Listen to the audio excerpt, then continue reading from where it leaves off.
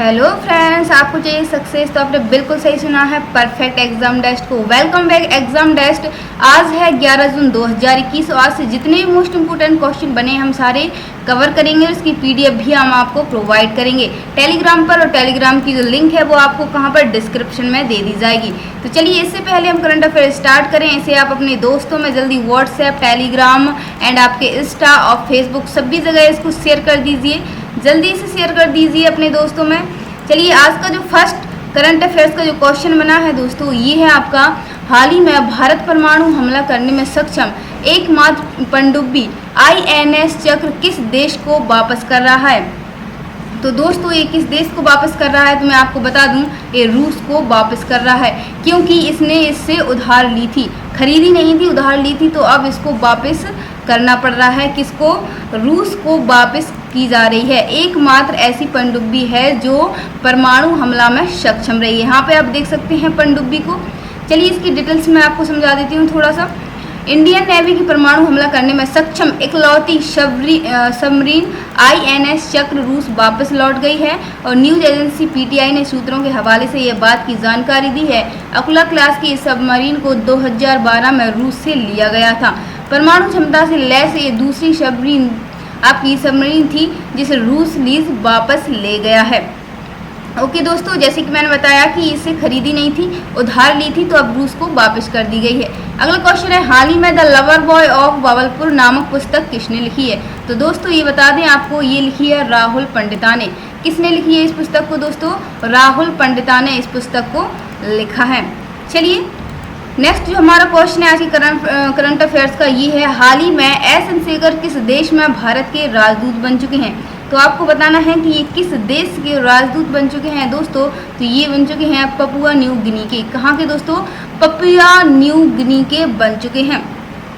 Okay दोस्तों, अगला question देखते हैं। इससे आपके जो नेक्स्ट क्वेश्चन है हमारा आज का करंट अफेयर्स का चौथा, कि हाल ही में किस राज्य सरकार ने स्ट्रीट 1000 रुपये सब्सिडी देने की घोषणा की है दोस्तों। तो किस सरकार ने सब्सिडी देने की घोषणा की है? तो फ्रेंड्स ये की है कर्नाटका ने। किसने? आपका जो कर्नाटक राज्य है इसने इसकी घोषणा की है। चलिए इसके बारे में थोड़ी सी जानकारी ले लेते हैं कि राज्य सरकार कौशल विकास, उद्यमिता और आजीविका विभाग की दीनदयाल अंत्योदय योजना एंड एक राष्ट्रीय शहरी आजीविका मिशन के तहत पंजीकृत स्ट्रीट वेंडरों को कोविड-19 की राहत वितरित करती है। ओके, तो ये किस राज्य ने की है फ्रेंड्स? आपके कर्नाटका राज्य ने की है। चलिए आज का हमारा पांचवा क्वेश्चन है कि हाल ही में कोलंबो बंदरगाह के पास डूबा एक्सप्रेस पर्ल जहाज किस देश का है। तो दोस्तों ये है आपके श्रीलंका का। कहाँ का है दोस्तों? श्रीलंका का ये जहाज है। ओके, इसके बारे में थोड़ी सी डिटेल्स आपको बता देते हैं कि क्या है आपका ये डूबा हुआ। श्रीलंका बंदरगाह पर एक मालवाहक जहाज बुधवार को डूबने लगा, जिससे द्वीपीय राष्ट्र में पर्यावरण को लेकर गंभीर चिंता पैदा हुई, क्योंकि इसके ईंधन टैंक में अभी भी कई सौ टन तेल है। इसके ईंधन में क्या दोस्तों? कई सौ टन तेल है। और इस जहाज पर सिंगापुर का झंडा लगा हुआ है। इस जहाज पर किसका झंडा लगा हुआ है दोस्तों? सिंगापुर का झंडा लगा हुआ है। ओके, अगला क्वेश्चन देखते हैं हम। ग्लोबल लेबिलिटी रैंकिंग 2021 रहने योग्य शहर पर कौन सा शहर है। तो दोस्तों ये कौन सा शहर है? तो ये है आपका ऑकलैंड शहर। कौन सा शहर है दोस्तों? ऑकलैंड शहर है। इसके बारे में आपको डिटेल से जानकारी दे देते हैं। चलिए डिटेल से जान लेते हैं इसकी।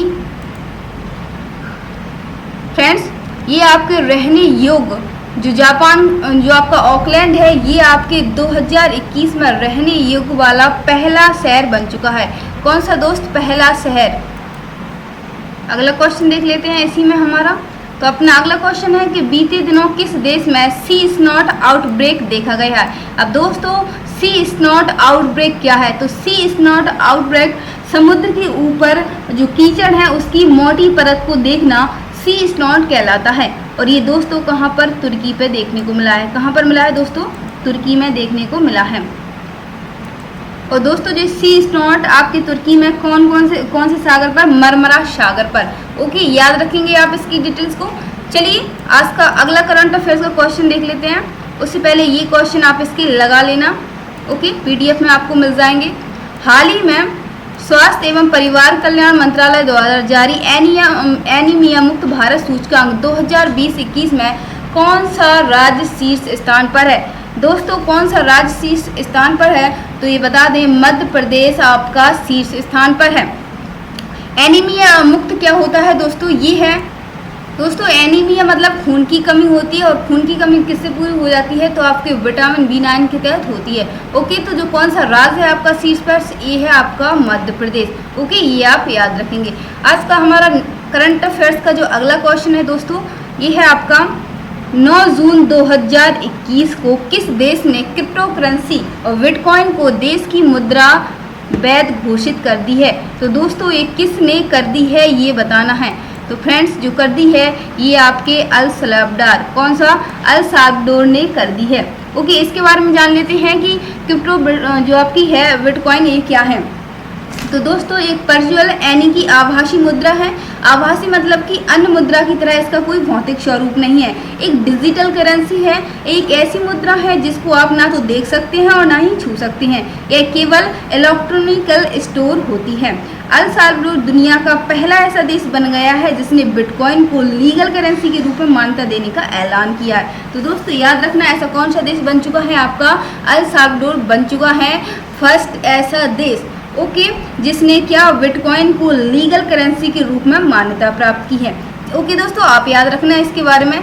चलिए अगले करंट अफेयर्स के क्वेश्चन देख लेते हैं हम। अगला आपका जो करंट अफेयर्स का क्वेश्चन है ये है आपका हाल ही में नए चुनाव आयुक्त, कौन से दोस्त? नए चुनाव आयुक्त के बारे में पूछा है इसने, किसे चुना गया है? तो हाल ही में नया चुनाव आयुक्त के रूप में चुना गया है अनूप चंद्र पांडे को। अनूप चंद्र पांडे को चुना गया है दोस्तों।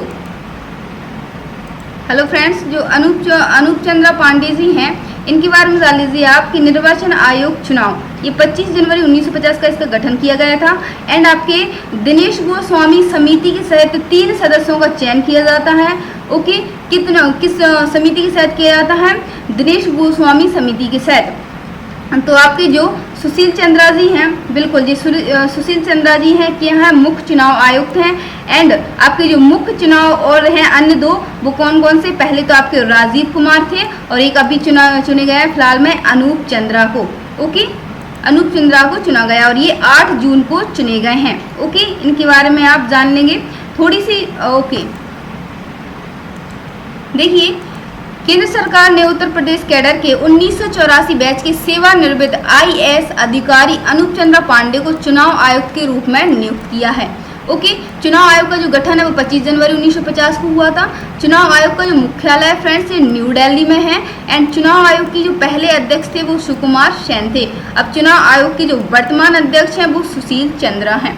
ओके, ये चीज़ें आप इनकी याद रखेंगे। वर्तमान में कौन है फ्रेंड्स? सुशील चंद्रा जी हैं। अगला क्वेश्चन देखते हैं आज का।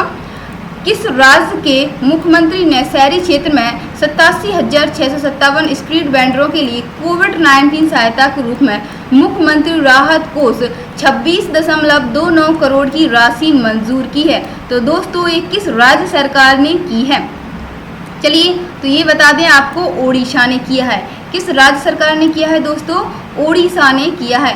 ओडिशा के बारे में इसकी डिटेल जान लेते हैं कि ओडिशा में भारत में पहले फायर पार्क का उद्घाटन किया गया। एंड भारत का पहला तूफान अध्ययन परीक्षण मंच टेस्ट बोर्ड ओडिशा में ही बना गया है। भारत की पहली शतरंज अकादमी ओडिशा राज्य में ही बनाई गई है। ओडिशा में रामलिंगेश्वर पार्क का भी उद्घाटन किया गया। ओडिशा राज्य सरकार ने सुजल नल मिशन से पेय योजना का उद्घाटन किया है। तो दोस्तों आपको जो बता दें यहाँ के चीफ मिनिस्टर हैं वो नवीन पटनायक हैं। एंड गवर्नर यहाँ की घनश्याम लाल हैं।